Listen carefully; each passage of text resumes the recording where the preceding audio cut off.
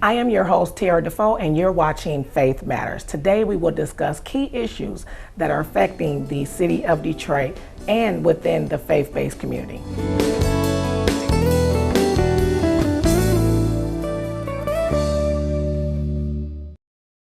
Thanks for calling the GED Pep Talk Center. Jerry Stiller speaking. Your level 7 in-your-face pep talk. I can keep pushing you.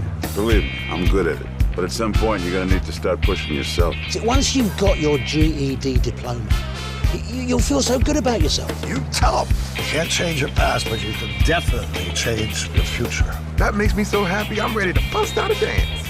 Mr. Trejo, can I transfer this guy to you? My gentle technique isn't really working. You need something a little more persuasive. Yes. You listen, and you listen good. Hey, where's my sandwich? Terry? Terry! Take it from me, the King DMC. It's a real cool thing to get your GED. Get that diploma! Now hold on and we'll find you free GED classes. Capiche? Whatever motivation you need, we've got a pep talk for you. Get your GED pep talk and find free classes at yourged.org.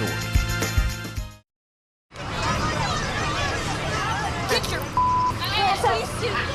You're not in here. Yes, I am. Move.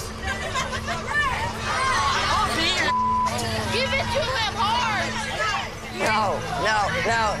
Every day, kids witness bullying. Why you stab me with it? No. They want to help, Ow. but don't know how. Teach your kids how to be more than a bystander. Visit stopbullying.gov.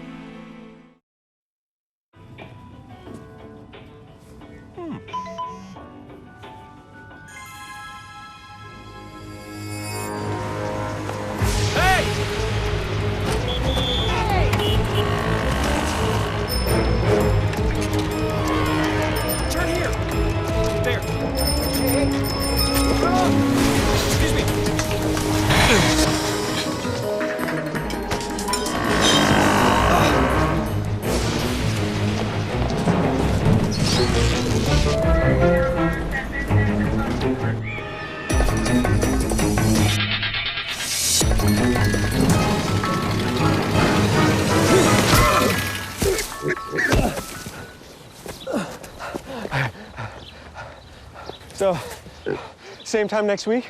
Well, of course. Put away a few bucks, feel like $1 million. For free tips to help you save, go to Feed the Pig.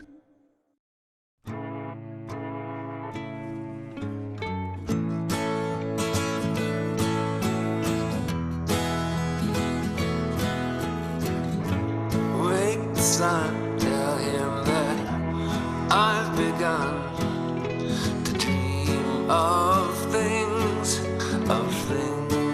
to come, and tell the trees not to look for me.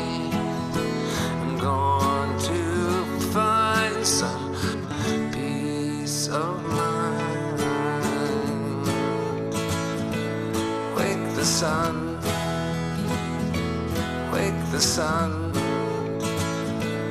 wake the sun, wake the sun.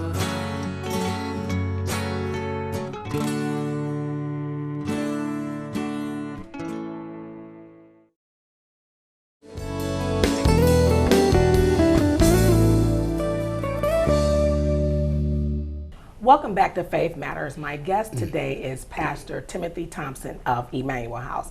Pastor Thompson, thank you for coming to the show. You're welcome. Emmanuel House, what is Emmanuel House? For those who may not have heard of it, describe what Emmanuel House is and what programs it offers. Well, Terra, first of all, let me explain to you how Emmanuel House got started. Okay. Emmanuel House got started when I have 4 brothers that died in active addiction. And I was on drugs for 24 years. And in the process of me being on drugs, naturally I called on the Lord to save me, to deliver me. I was sick and tired of being sick and tired. I was sick and tired of going through that pain of addiction, going through that pain of withdrawal. And so God restored me called me and took me out of darkness into a marvelous light. And in the process of me being in church and being faithful and being a servant in church, God has put in my spirit of helping others.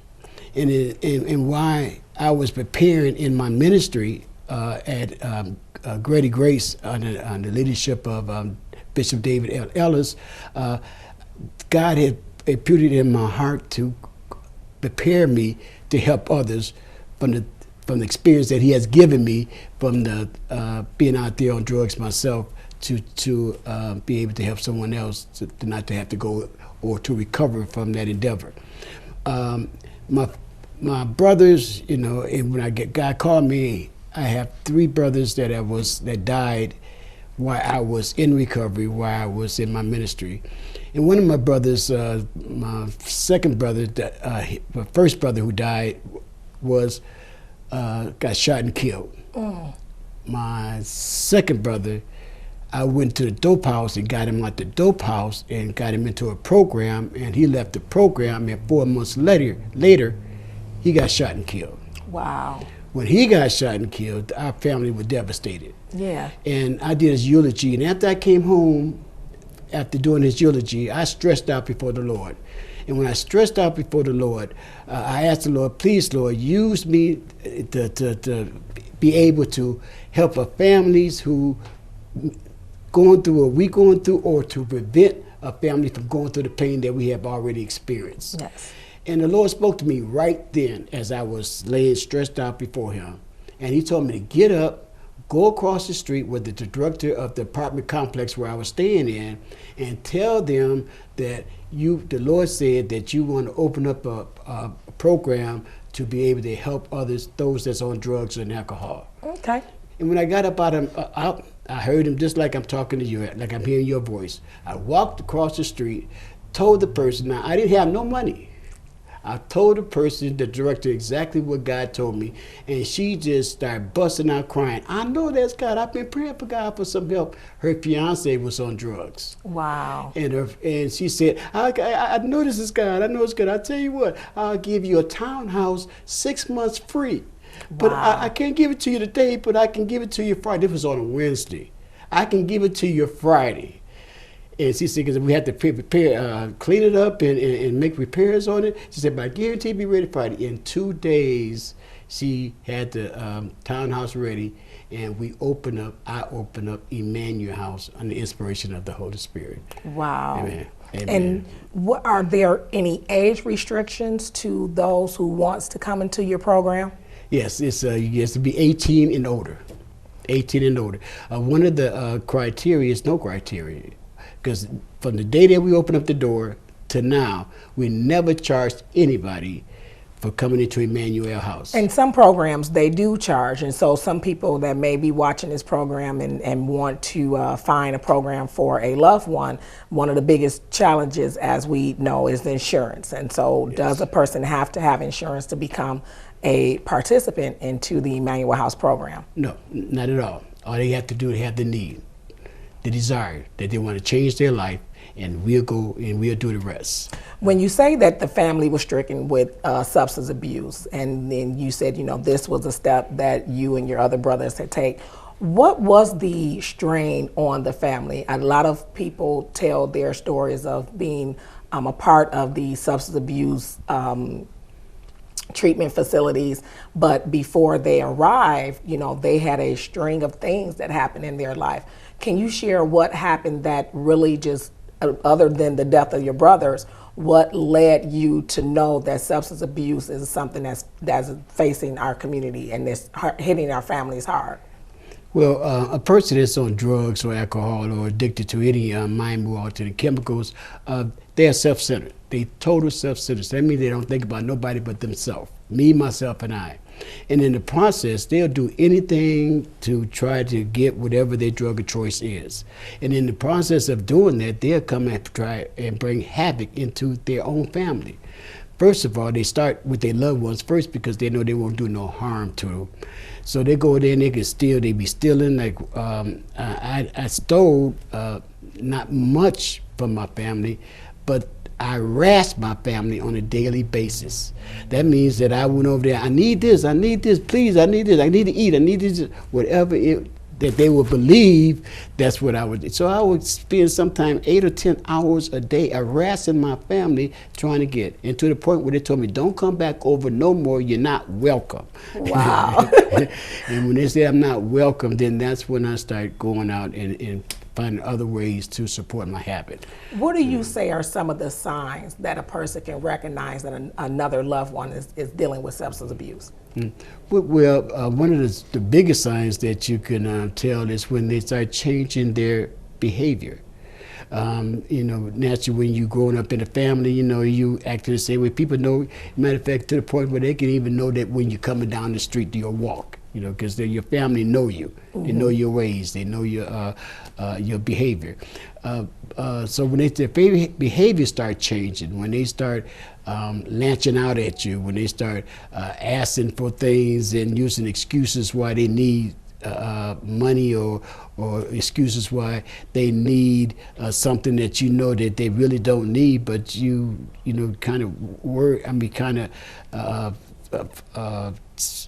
frustrated, you know, to the point where why they ask me this, because I know you don't need it. Like, I mean, right. I need this or I need that. But the point being is that the behavior is so drastic, you know, from what they used to be to what they are becoming.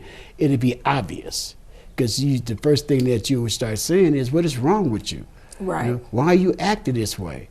Why are you coming talking to me this way? Why are you getting angry? And that's one of the telltale sign is when a person get angry all the time, because when you're on drugs, the higher the drugs take you, the lower it brings you down.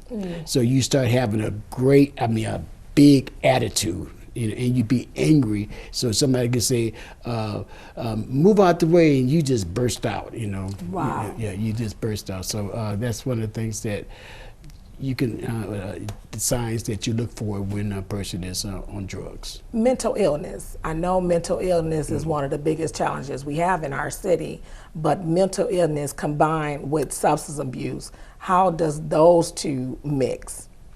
First of all, any drugs or alcohol that you consume, it actually kills your brain cells. If you stay on drugs or alcohol long enough, you actually start becoming mentally ill. And the signs, again, is your behavior. You start acting erratic, and you don't worship, you don't. And what you have to do to address that, and the reason why it become a problem, because substance abuse treatment programs do not address the mental. They address the drugs, but they don't address the mental.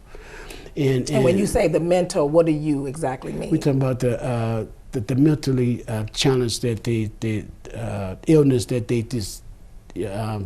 display, you know, when they come in. You know, you already know that it's not only the drugs, but their thinking is not, you know, 100%.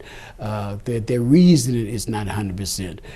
Their taking care of themselves, you know, is not up to par. So so you know there's something wrong with not only by them being on drugs, but mentally you have destroyed their mind also. So you have to address that. And most treatment do not, because they are just being paid to address the drug and alcohol prevention, to try to get them off of drug and alcohol. But if you don't address the three folds of the disease of addiction, because it is threefold. And those three? Yeah, it's mentally, spiritually, and physically.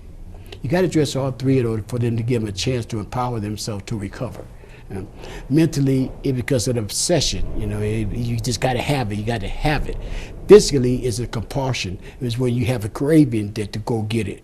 And the spiritually is when you total self-centered. You don't care who you hurt to get to what you want. Wow. Many families are truly affected by substance abuse, and women who come into the program, do they come into the program with their children, or are they coming into the program as a single individual? As a single individual, and then later on in their treatment process, we'll call in the family to have family groups, you know, for we can start preparing them to go back to the family and prepare the family for them.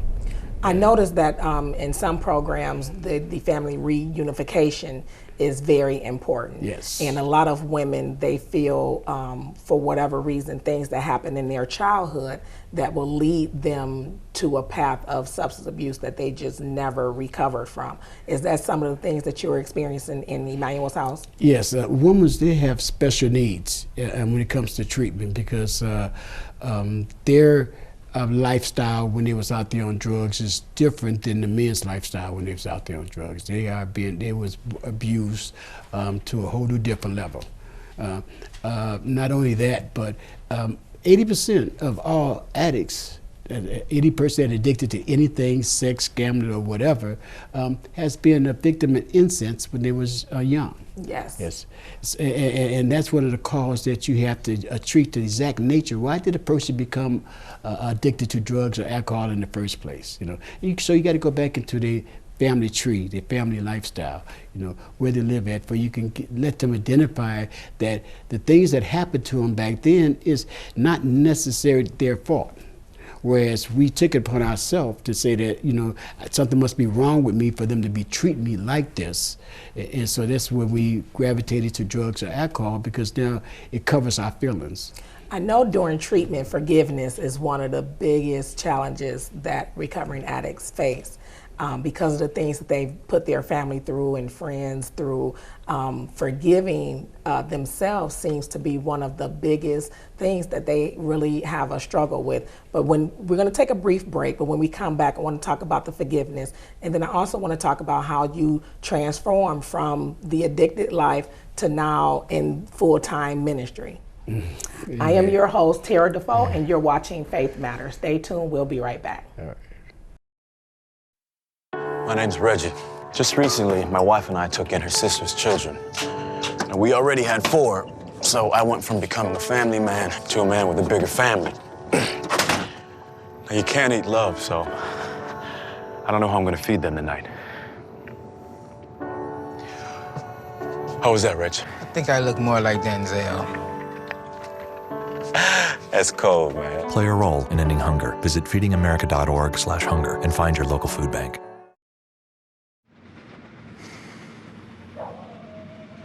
I look up to a lot of the older heads, the innovators, the heads of the art movements of the past. They kept it really edgy, and like a lot of the Latin American muralists and Latin American artists, and their styles were very unique and new to their time. Somewhat controversial, but that's who I look up to mainly. Personally, I'm very excited about going to college. It's something new and it's something different than what I'm used to. I'm definitely going to be a little out of my element, but that's what makes it so exciting, is that, it's something fresh. Well, there's so many opportunities that I think I could miss out on if I didn't go, Getting into college takes planning and vision. It's just like when I take a brick wall and turn it into a canvas for my art. Paintings help me realize that I've got what it takes.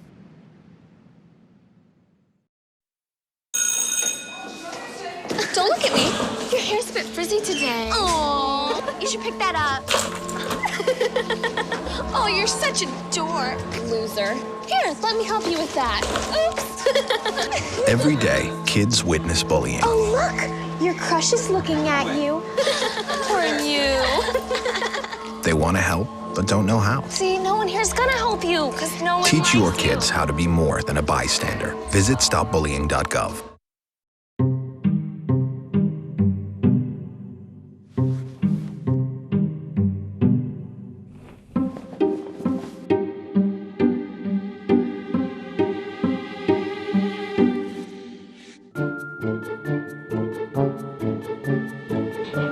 The smallest moments can have the biggest impact on a child's life. Ready or not, here I come. Take time to be a dad today. Daddy, I'm gonna find you.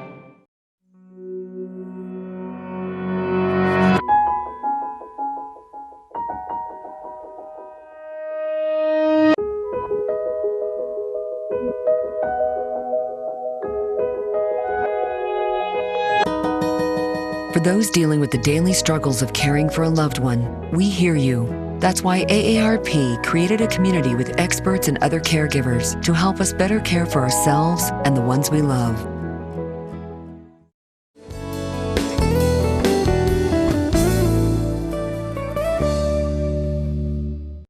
Welcome back. You're watching Faith Matters. I am your host, Terra DeFoe, and my guest today is Pastor Timothy Thompson from Emmanuel House. Pastor Thompson, before we went to the break, we were talking about the behavior of addiction. And one of the things that I said was that forgiveness, when they're going through the steps that they have to for completion, forgiveness seems to be one of the hardest things for them to come to grips with. Why do you think forgiveness is one of those steps that takes the longest? Because of the fact that they are full of guilt and shame for the things they've done. Now that they're not on drugs, now they got their feelings back, and now they can see the full impact of the damage that they done while they was on drugs, to their loved ones, to their family. And that's why, and you said something that is really true, and that's one of the part of the process of recovery is the steps, the spiritual steps that they have out there for to help any addict for their recovery, And one of the things that they say is that, it's not where you've been that counts, it's where you're going. Concentrate on taking it one day at a time, because if you think about all the things that you've done, then you'll never be able to know where you're at, and so you can't never move on. And they can become overwhelming. Overwhelming, yes. And yes. so with families, speaking of families, I was able to hear your testimony. And you and your son kind of did a dual testimony of, you talked about your process of coming out of addiction, and your son talked about the process of him having to watch his dad go through the addiction. Yes. But you two have come to that middle ground of forgiveness, and your relationship is like nothing ever happened. How does that make you feel? That's nothing but God. That's nothing but God, because it's a process. I mean, when I came into recovery, and when God brought me out of darkness into the marvelous light and restored me into salvation, I should say, I'm sorry. And he was still had a lot of built up anger inside of him. And I had to deal with that, and let him just, express his anger, in whatever way that he wanted to. And I had to humble myself and just listen. And that was hard. And it was many tears that were shared between me and him in that process. But thanks be to God, my God, thanks be to God, who gave me the strength to endure. And in the process, he's seen that as time went on and the changes that God was making in my life, that maybe this is true this time, because I promised him 1,000 times that I was going to get clean and I wasn't going to do it no more and so forth. But this time he really knew there was something different about me. And in the process of that, and how God just prepared him to accept me and for me to accept him and the way he is, because one of the things that people don't talk about is that, it's a generation curse. If you're addicted to drugs or alcohol or whatever, then your kids become addicted. Yes. Or have a high risk of becoming addicted. Yes. So that means that my son, he got in the same trouble that I got in. It was like I'm looking at myself again coming up. Wow. But the difference is now he sees the outcome. The outcome is spiritual in nature. He know that, in order for him to come out of what he had to come out of, when he had to go through what he had to go through, it had to be God. You can't do it yourself. That's why most addicts resist recovery, because most addicts resist God, because they want to run away from God instead of running to God. And the 12 steps, it tells us that you got to come to God. You got to let go and let God do it. Because you can't do it yourself. If you could, you would have did it 20 or 30 years ago. It's not as easy as it seems. It's not as easy as it seems. But when we were discussing when people reject God, they're rejecting the love of God. And the forgiveness comes through loving, because oftentimes we don't understand how to really love ourselves. Mm-hmm. When you talked about your son, and someone may be watching this today, how did it affect him in school? When you talked about him being angry, was he having the behavior problems in school? Because a lot of parents think they can just send their kids to school and it's okay. They're going to be okay in school. But did it affect him socially in school? Yes. Because of the fact that because of my drug addiction, me and his mother got separated, and eventually we got divorced. So he was living in two places, and and he dropped out of school. You know, thanks be to God that he went back, you know, and finished it in a special program. But yes, in his social skills, he was angry, so he was latching out not only on me and his mother, he was latching out on everybody that he was around, you know. So and you don't know how much damage that you did to your kids until you start the process of recovery. And I wanted to say, talking to another parent, what would you encourage them to do about their recovery process? I would just say just to be patient, that to concentrate on what you need to do to bring yourself back to where you should be, you know, with God, and where you should be as a human being. Because you can't help nobody else until first you help yourself. Yes. Right? That's the main thing. And that's what we do in the Emmanuel House. We address the three folds of the disease, as I was explained earlier, the mentally, physically, and the spiritually. And so we have psychiatrists, we have therapists, you know, we have case managers, make sure they get their identification or whatever they need in order to put them back out in society to be a productive member of society, because it's very important. It's very important that you have a support group. Yes. That's why we have the 12-step, and we take them to the outside 12-steps meetings where they can get connected with others that is going through the same transition that they're going through in recovery, where they can have a support system, so when they get down and out or maybe have that stinking thinking, that they can have somewhere to go. Yes, and support is so very important. In anything, support is very important, because you don't always know who else is having the same challenges that you're facing. And sometimes when you're in your addiction, people feel like, I'm in this by myself, nobody else is dealing with this. But they are able to see others who have graduated from the program, and that they're there to also help them walk them through the process. Yes. Ministry, you are now in full-time ministry. My. Yes, by the grace of God, he have called me in the ministry. And matter of fact, I've been ducking it for about 10 years. Don't we all? Yeah, amen, amen. Until finally he let me know that it's now. This is the time now. And so what I've been in, we're in ministry for 2 years as pastor, and it's great. It's great. It's a recovery church, you know, and a lot of our alumni that graduated from the program is coming back with their families and so forth. It is a beautiful thing, but you got to have his challenge. But thank God for wisdom, and thank God for love, because love is unconditional. Yes. You know, you love them when they're acting up. You love them when they're doing good. You just love them because ain't nothing they can do about it. One of the things that I have that I give to at each group that I do, I said, if nobody told you today that they love you, let me be the first one to tell you I love each and every one of you with the love of Christ. And guess what? There's nothing you can do about it. You know, and people, we laugh at that, but sometimes people aren't being told that they're loved. And so when they come to the house of worship, they expect, sometimes they don't know what to expect. They don't know to have a positive experience or have a negative experience, but to have an experience full of love and support, that goes a long way. Amen. And that's what the Bible, that's what Jesus told us to do, confess our faults one to another. That's what we're supposed to do. I mean, you don't put nobody down because they make bad decisions. You help and restore them to pick them up. But most of us, we put people down and we talk and we judge them. But God said, no, we need to come and we need to restore them. And if you can't restore them, get another brother who's spiritual, more spiritual than you, to come and restore them. Do whatever we have to do to make sure that that brother do not fall back. And so that's what we do, and that's my ministry. That's my biggest strength, and that's why I guess God called me into the ministry. You know. What are the goals for 2014?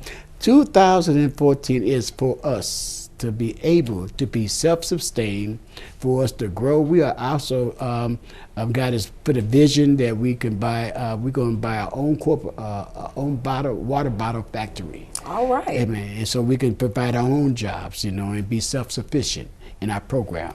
And so and then have 50% of the workers going to be owners of the company. You know, but they could be invested in themselves, you know, to have hope, for they could be able to fulfill the dreams that God has given them, as God has fulfilled my dreams. You know, a lot of individuals that sit right in the congregations are entrepreneurs. They just need that push to help them move into the direction of which God has called them into business. But sometimes fear can, you know, make us sometimes cripple and not move forward in what we are actually called to do. So I just want to say thank you for coming on the show today.